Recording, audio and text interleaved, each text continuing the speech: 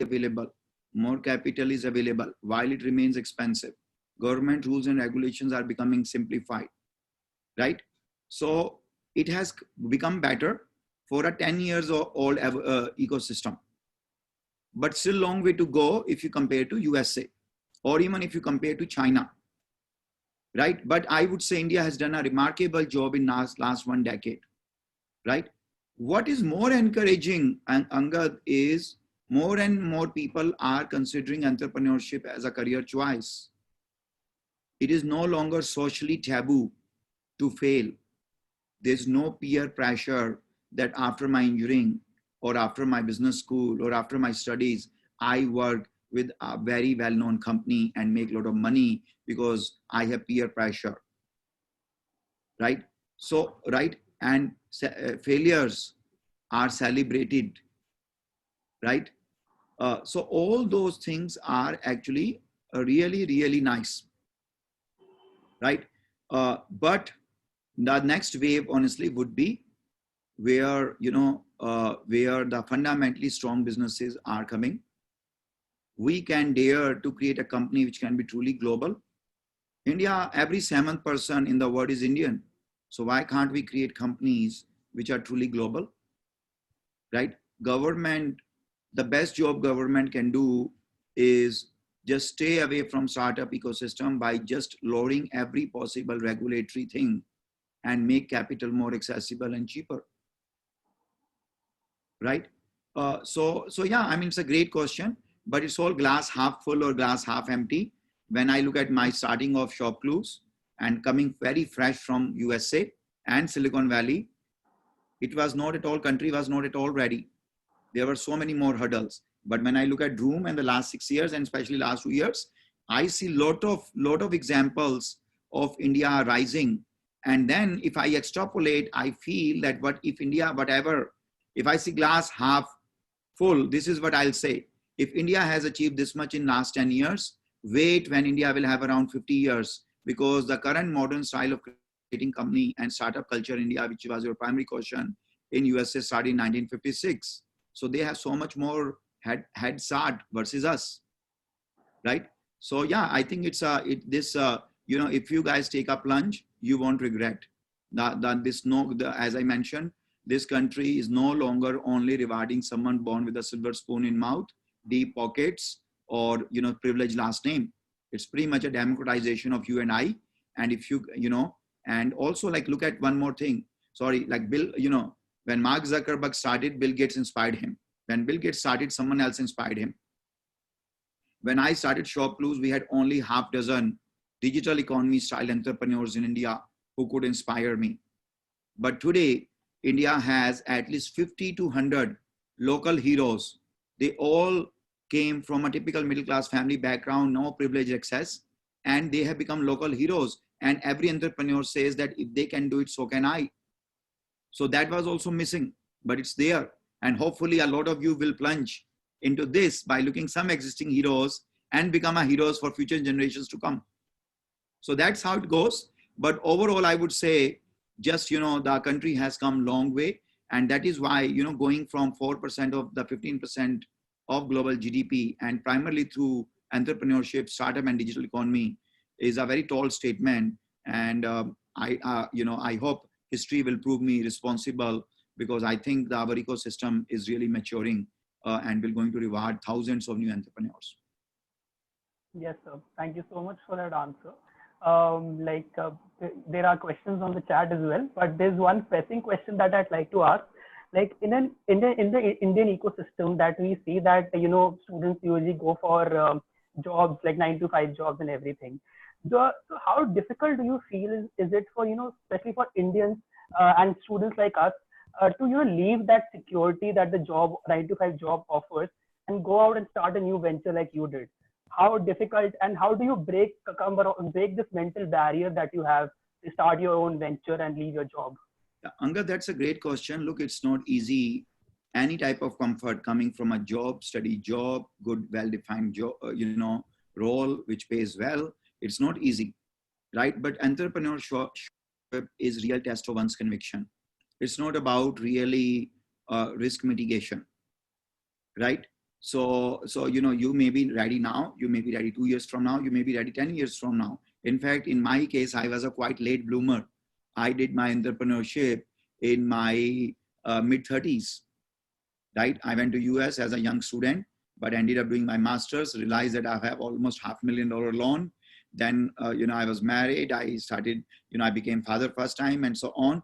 And I realized that I was like, just one thing to lead. And next I realized is I have been working for 12 to 14 years and I wanted to do entrepreneurship for long. But for me, that right time or the ability to take risk or my own emotional and mental readiness was not there, right? So it is not easy. So you have to, I'll be honest with you, a lot of people ask me about idea, how to identify the idea, how to raise money, how to team up with people, how to execute, how to scale, how to build technologies. See, all that, honestly, nobody can, that's not a rocket science. The biggest rocket science is convincing yourself that I want to do this, or reaching to a stage where you say the regret of not doing entrepreneurship will be bigger than anything I give up. I gave up my $1 million annual job. I gave a beautiful life in Silicon Valley. Like, almost all my friends, because I lived there in so long that I had a large social circle, right? And first time in my life in 15 years, I took a one-way, no return ticket to India, right? To start ShopClues, right? It was absolutely not easy, right? But keep in mind, anything you are doing, if it is you are in your comfort zone, you are not pushing your limits, right? You are not going to create value, right? The entry barriers, that means, are low. Here, the entry barrier, your biggest competitor before you start is actually you. Convincing yourself, your loved ones, your siblings, your family, your parents, that is the hardest part, right? So yeah, I mean, it's, but, as I said, in my case, I clearly reached to a stage. I had everyone who would know me will say that this guy is not going to do the company, and definitely not in India. Why would he go back to India? Why would he give up his $1 million job, right? His biggest hurdle is success of his own career, right? But one day I reached to a stage where I said the regret of not doing ShopClues will be bigger than anything I give up. So I gave up a life in USA. I gave up a $1 million. I gave up my friend circle and social circle. I literally gave up everything, so many more risks. I thought when God was very kind, I would say it was worth every penny in terms of the risk I took. Thank you so much for that answer, sir. Thank you, Angad. Let me just take next question from the chat. Though the question is from Deadshot, that's what I like about the engineering students. The name are very catchy. Angad can probably tell us the right name of the person. But the question is a really good question is that throughout your career, you have aced a sector, left it and started a new sector and aced that as well. So can you just shed some light on this transition phase from one place to new place and the kind of mindset it requires to reach to top, like transition from one to second, and you didn't crumble under the pressure during this transition? So want to know. Well, thank you. This is a beautiful question. And actually, in fact, by the way, I think I'm liking the handle name Deadshot. So, look, I think it's a very profound question in my view. I think, for me personally, I can say I'm a student of learning.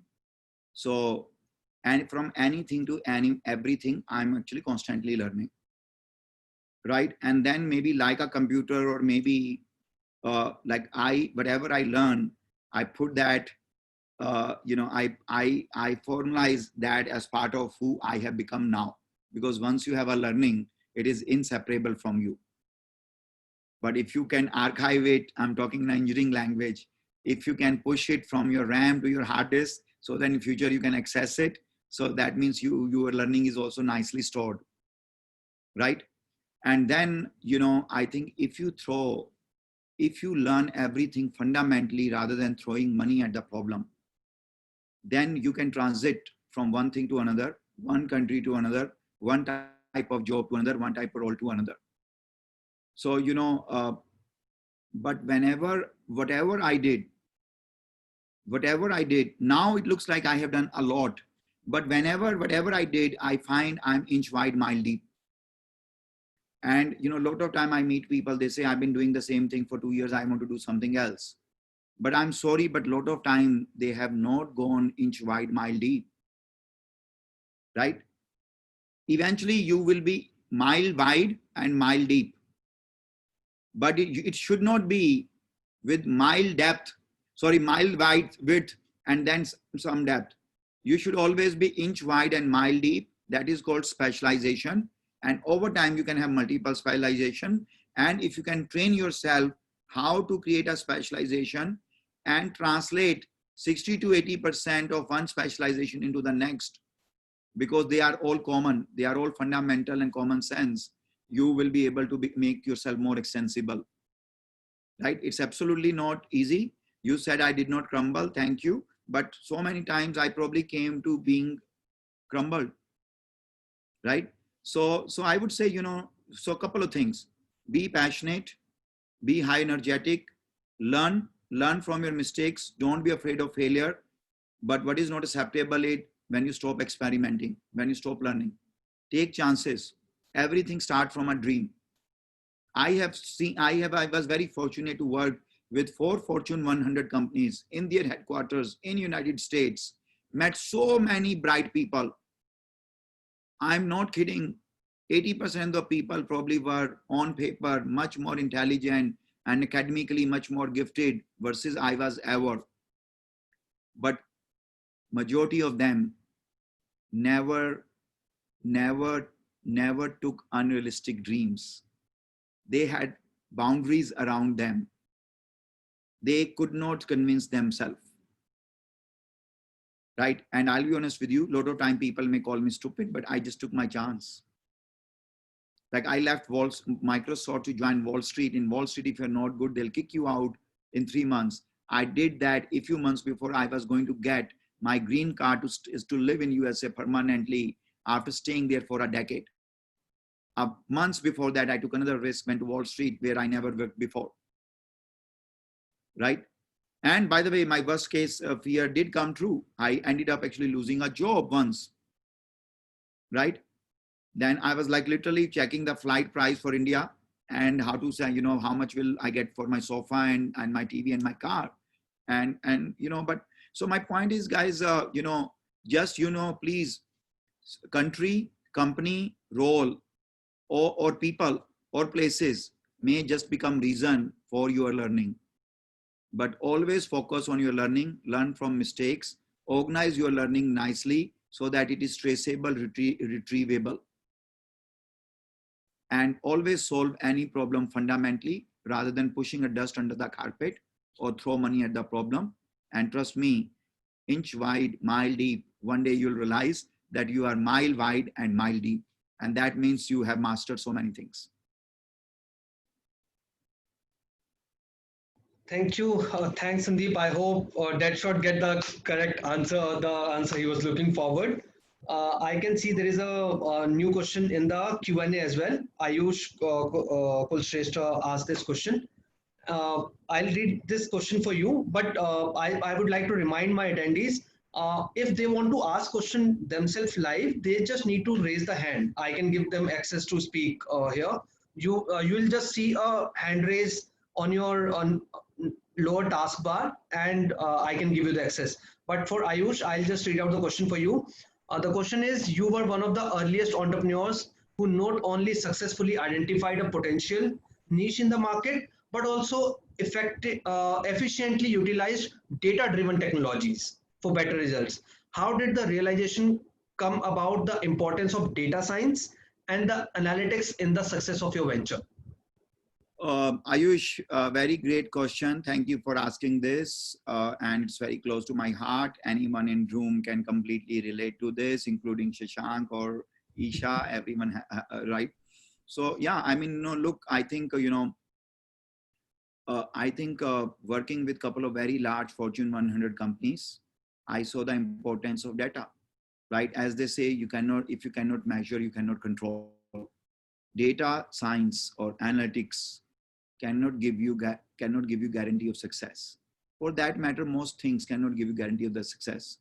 But data science, analytics, measurement, reporting can actually help you increase your likelihood of success, can help you preserve your resources, which are limited, better, can help you be more disciplined. Look, if I'm talking to you, if I have a variable which says when you talk loudly, your blood pressure goes up, it's a use of data, then I will breathe down, I will talk normally, right? You stand on a weighing scale, you see your weight and you react, oh, I'm gaining weight, I need to, or maybe I need to gain weight, or I want to lose 5 kg, right? So these sounds very common things. And then followed by, I happen to work on Wall Street. I used to make financial model, extremely detailed financial model for 15 to 18 publicly traded internet companies like Google, Netflix, Facebook, Microsoft, Expedia, Priceline, Netflix, etc. So when it came to me becoming an entrepreneur, you can even speak with my early team members from both companies. I literally had an idealistic financial model for ShopClues or Droom, which could be accomplished in next 5 to 8 years in day one. So that became like a placeholder. And then we did everything in terms of strategy, planning, execution, technology to achieve that. And whatever we in Droom, right, we can even tell you last year how many samosas or how many pizzas were consumed, right? So, so I think, in various times of management, various philosophies have come. For example, core competencies, Ninja theory, Zen theory, right? Or management by objective. But nowadays, given that we are living in extremely digital world for the last 26 years, I think management by data. That is our mantra, management by data, right? We know so much about a lot of things where the grip on data, how you collect data, how you retrieve it, how you analyze it, how you synthesize it, can help you make world-class decisions. If the decision is based on data, it is by nature is objective, independent, unbiased, and logical, right? So yes, thank you for asking that question. I really feel if I was not trained or did not have enough sensitivity on data science and analytics and measurement reporting, I don't think I, or for 2 companies for which I was fortunate to found them, would have achieved as much as they ended up without the use of data. So thank you for asking that question. And does not matter what you do for living. Analytics, data, grip on math, algebra, statistics can only make you, can only help you achieve more and more. Thank you, Sandeep. Thanks. This particular question was really interesting because I can, as you rightly mentioned, we can clearly think that how important topic is that for you and very close to your heart. The next question, I like the next question came in the Q&A box, coming from Aniket Acharya, that having been a serial entrepreneur for a decade, you have aced 2 significantly unique sectors till now. Is there a third venture you plan to launch? Is there a side hustle you are working upon lately? Aniket, thank you. It's I'll get busted if I am 100% honest. No, Aniket, I think, look, when I started ShopClues, I went as a poor student to USA, had, taken loan from my dad, from my elder brother, from every possible person, and some of my own saving. I had done well before I went for my master's to US. When I was in the business school, it was our first ever internet.com boom happening. I used to feel so frustrated that I should be in Silicon Valley running a company doing something versus being in school and paying $40,000 per semester, right? So every time I will have a full-time MBA and part-time business plans. Every 3 months, I'll come with a new business plan, its logo, its name, its PowerPoints, financial model, some idea, how will we make money? So from that perspective, look that, so for me, while ShopClues one can call as a Eureka moment, for me, actually ShopClues was probably 151st idea. So I had already done what you are just trying to know now 150 times. So I could not tell next time But next time, just I got lucky that from idea it became reality. So I have always entertained me with ideas, what I can do, etc.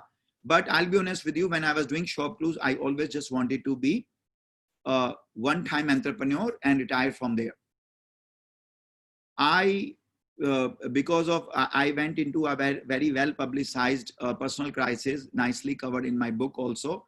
And while I was into that for 7 years with a legal a legal case against me in USA, which actually dismissed and dropped, which I'm very thankful about. But that led to me thinking about Droom. When I started doing Droom, I realized how much I love the newness of an idea going from abstract thinking to become actual business model and reality. So within Droom, if you think about it, we have Droom, the core marketplace, Orange Book Value, India's largest used vehicle pricing engine, Eco for inspection, History for historical record of a vehicle, Droom Credit as a fintech, and Droom Discovery as a research and discovery platform. So I'll be honest with you, Droom in last 6 years has given me kick of creating 6 to 7 almost like a new startups, right? That being said, I feel ShopClues, I started from here and here, right? And Droom, I started primarily from here. Who knows? It's not, I think I have just started my journey in Droom. I could be very, very busy for the next 15, 20 years, right? But yes, there could be something for my soul, right? But Droom is like 7 companies in 6 years, culmination of 14 years of my work experience before entrepreneur and 4 years at ShopClues. So I'm very, very excited. To me, Droom always offer me day one feeling, right? And that's a very, very important feeling.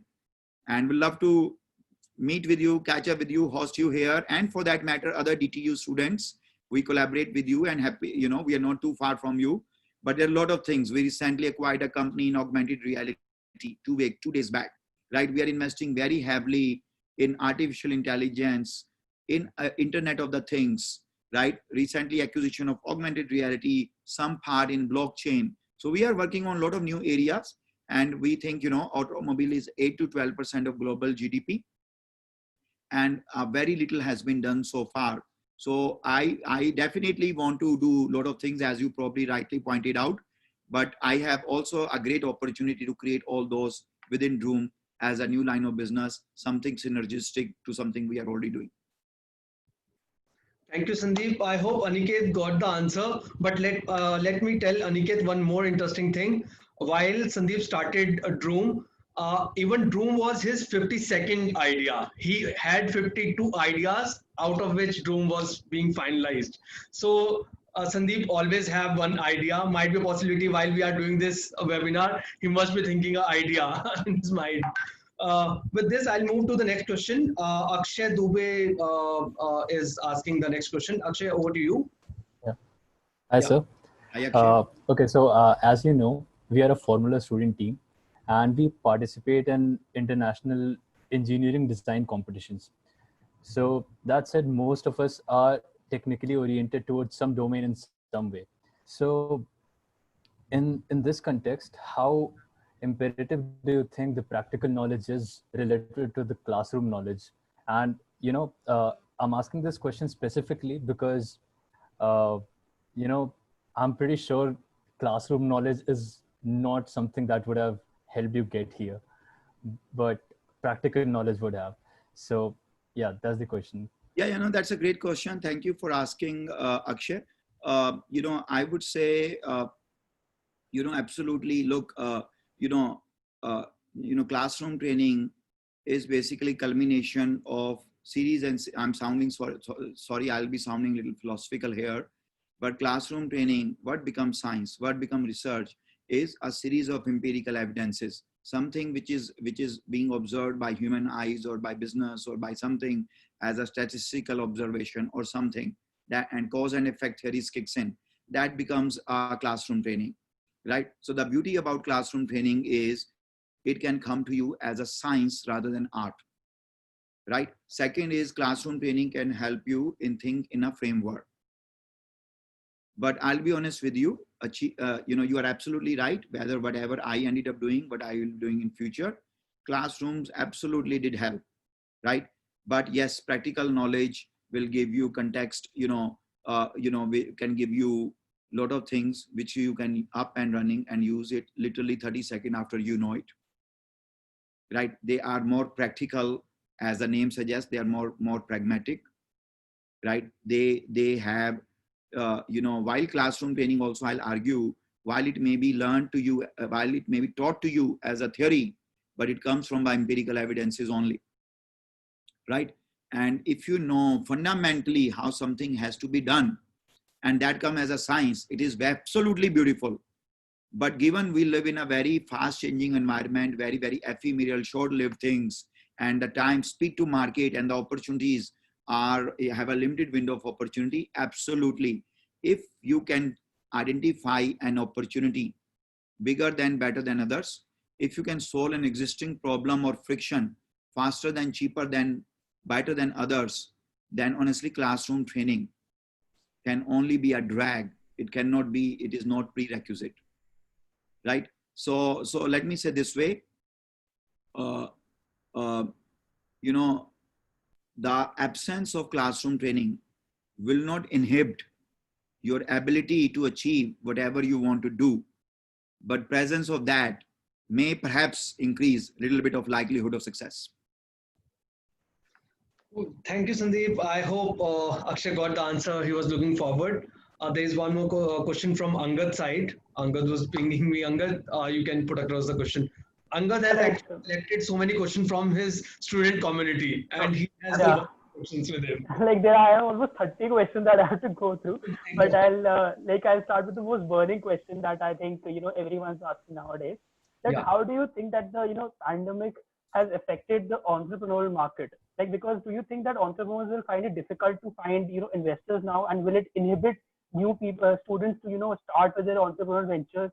And if they even do, then how important do you think that it is to undertake ventures in this time and become job creators to assist the economy better? Angad, that's a great question for everyone. And DTU, I would say that actually, while COVID is really bad for mankind, for humanity, for economy, it has created more poverty, more misery, more hardship in our country and globally.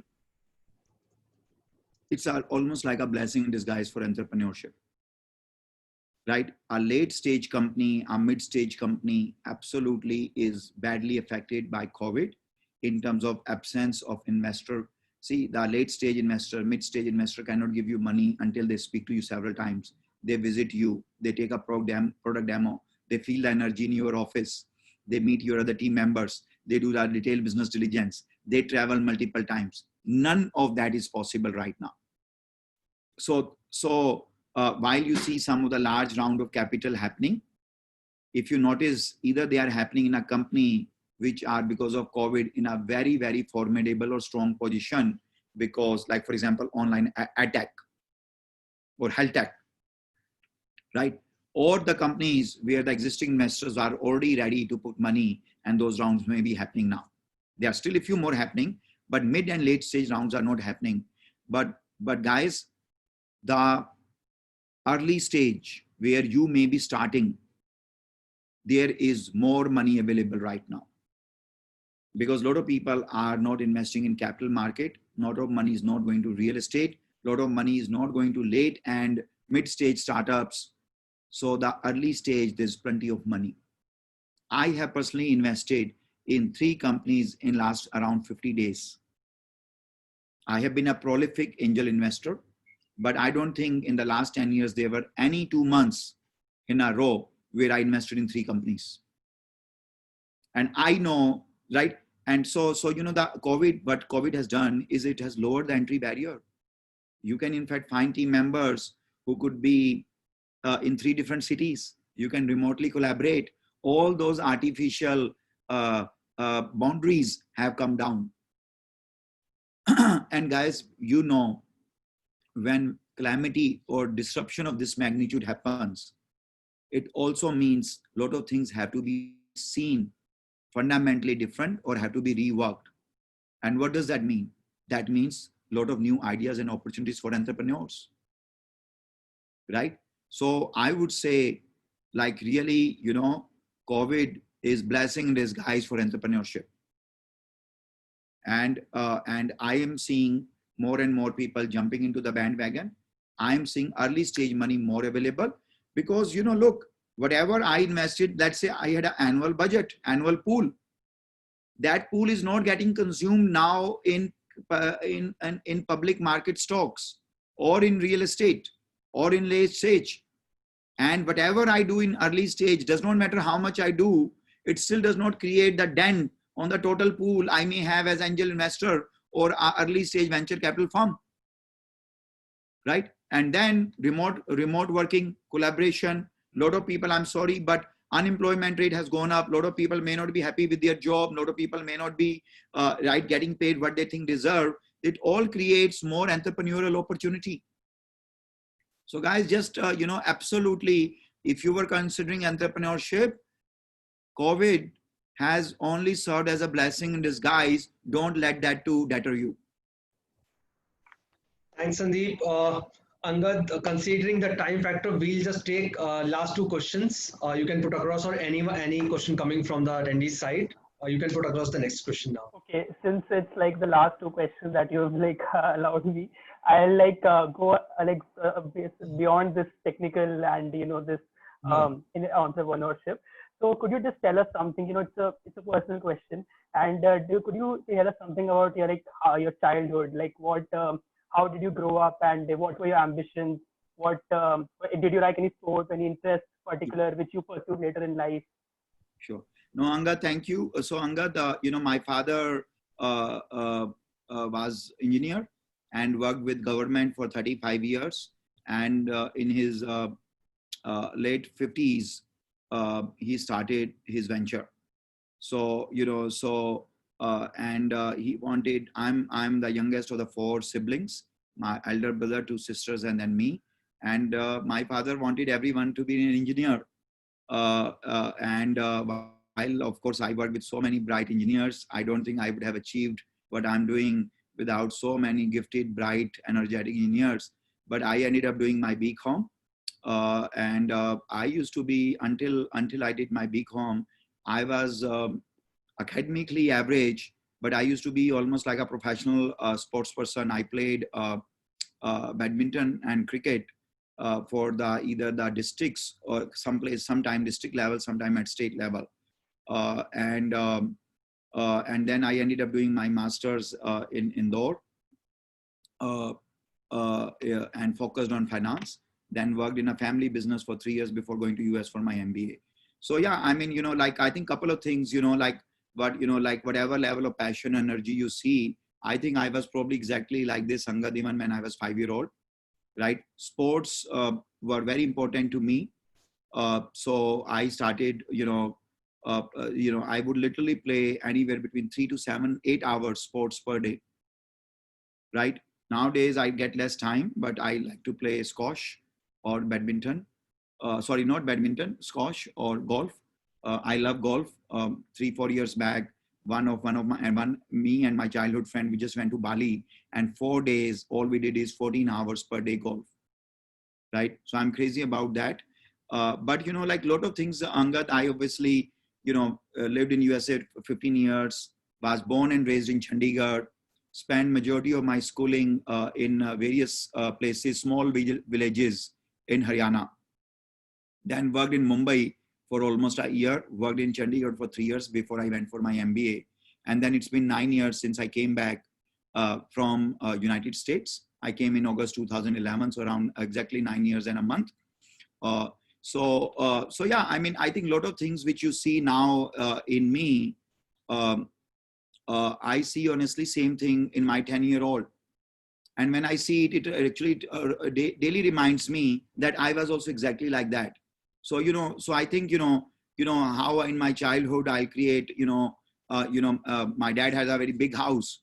So we got a lot of fruits and I started selling them, right? To a lot of things, which looks like a lot of things which I ended up later doing it, right? So I was always good in numbers, right? While I was academically not at all gifted, I did well in my 2 masters where I was University Grant Commission scholar, got a full scholarship in US, went to the top school, right? And all, but until my undergrad, I was really very, very average student. And a lot of that component, perhaps you can find in more detailed manner in the books, which is releasing in 7 days. And the main purpose was exactly, Angad, for this book was not to pat my back.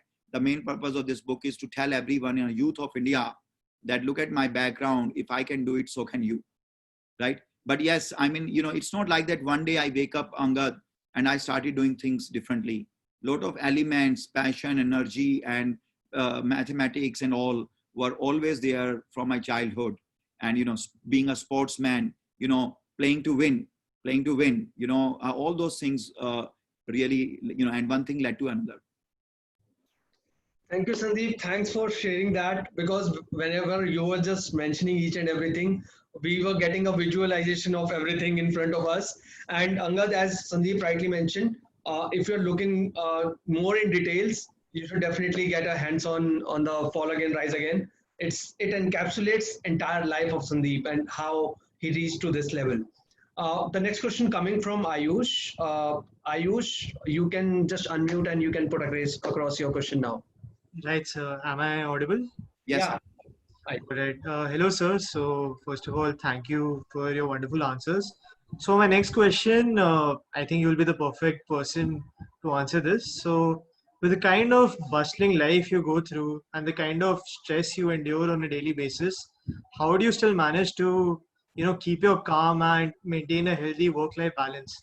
Like we've seen that these days people get so wrapped around with the kind of competitive nature of any marketplace, and in a country like ours where depression rates are on the rise like throughout the time, so people do tend to lose themselves in this process. So what would be your tips for maintaining a good work-life balance? So Ayush, I think it's a great question, very pertinent, and especially with COVID being 7 months and still going, the amount of uncertainty, change, lifestyle compromise, and so many other things has only accentuated what you are asking, right? So I would say 2 things. One is really, look, I think I don't want to I don't want to discourage anyone, but honestly, as an entrepreneur, the life and career balance does compromise, right? And the life, of course, has multiple components. It could be your family, kids, parents, siblings, social circle. It could be your hobbies. It could be habits. It could be sleep time. It could be things you are passionate beyond work, right? Right? It could be just, having 3 rounds of beer with the friends, watching a movie or anything, right? To some extent, not to some extent, large extent, all of those help you to stabilize who you are, right? But when you are an entrepreneur and you are deeply passionate about, I'll be honest with you, I don't think especially while running Shop Clues, I don't think I would give myself good marks. I am not sure whether I can give myself good marks even now, but on a relative basis, right? In Shop Clues, while running Shop Clues, I was first time entrepreneur, so much more stressed, so much more pressure. Did not live in India for 15 years. Everything was like much more harsher. And I did everything, anything which can wait did wait, right? Sleep deprived, friends deprived, socially deprived, and just focus work, right? When it came to Droom, right, I maybe became a little bit more mature. Maybe I had a little bit more experience under my belt. So I started doing a better job of compartmentalizing work with non-work situations. Otherwise, even when I would be with my friends, family, with my parents, I would still be constantly on mobile phone. I'll still be checking something. I would be somewhere physically available, but not mentally, right? So that is one part. So to answer your question, one is really, one needs to learn how to compartmentalize, because especially as a founder, your job is less of execution, but your execution job is thinking, planning, idea. That means you can do it 24/7, right? So that is one thing. Second is, look, I like literally kind of create cut certain things as non-negotiable. That, for example, I will do 10 hours of yoga. I must lose 3 kg weight. I must play, or I must meet 2 of my friends per week, right? So if you create a laundry list or something like that, that can help you create some self-discipline. And third is, maybe it is, I don't know whether, I would call it a little bit of a spiritual path, is that for the last 3 years, I would spend 3 weeks of my life in Kerala, learning yoga, meditation. I even got a guru who came from Assam, taught me that transcendental meditation. If you come to our Doom campus, you will often see we doing like a Zumba or Pilates, Bhangra rap or meditation, different type of meditation, right? All those things do help, but yes, it's not that easy. Yes, one can label you as type A, competitive, ambitious, right, obsessive, right? But honestly, look, you only end up doing something when you are very passionate about, right? And when you are passionate, you sometimes do not know when to stop or when to let it go. So it's a very nice question. And then it was a much bigger reminder during COVID, because I'll be honest with you, a lot of us, have unproportionately higher amount of anxiety or depression and combination of all those things because of COVID, and a lot of things which we are doing, which were not naturally designed, to do this way. I would have loved to be at your campus talking to you, make eye-to-eye contact, maybe go, hang around with you guys after the session, right? So think about it, right? So in a natural life, a lot of places just created a natural way to venting and stabilizing yourself.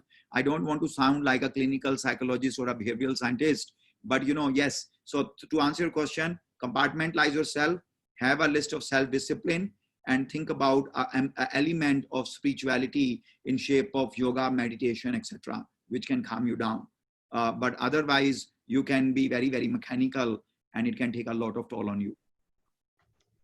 Thank you, Sandeep. I hope Ayush got the answer. It was a detailed one, and I hope now Ayush will get that mantra. While he'll get into the entrepreneurship, he'll get the mantra to maintain the work-life balance. But big thanks to all the attendees to ask such lovely questions, such great questions were coming. In consideration of time, we'll just wrap up the Q&A session here. But if you have more question, if you want to ask anything, you can always write sandeep@sandeepagarwal.com, and you will get the answers to all the queries. With this, we'll come to the end of the today's session. And before I go for my thank you note, I have a very important announcement for all our attendees. As I mentioned, that the book release is on the card, and it's happening on 10th October 2020. So all of you are cordially invited to attend the book release. What you need to do is you just go on fallagainriseagain.com and you just RSVP over there, and you'll get the link in your email boxes on your phones to join the book release. So I would love to see all of you on the day of the release. You are cordially invited. With this, I'll just announce the Twitter contest winner. We have got some very good tweets. So Lalit, Karthik and Pooja Sahu. Karthik Gupta, Lalit and Pooja Sahu, they are the 3 winners of the Twitter contest from today. And you guys will definitely get your merchandise very soon. I'll coordinate with Angad and Akshat, and would love to see the pictures with those merchandise from your side. And a big thanks to Angad Singh Chavla, corporate head at DTU, and Akshat Dubey, the team manager, to arrange everything for us at DTU. It was really lovely to have you. And Sandeep, before we'll take a leave from your side as well, Angad actually wanted to pass on a token of thanks from DTU side. Angad, over to you. Thank you, sir. So I previously mentioned, your words have, actually resonated a lot with the entire team. And I'm sure that everyone, especially me, I can talk for myself, that we like to emulate you as much as possible in our lives.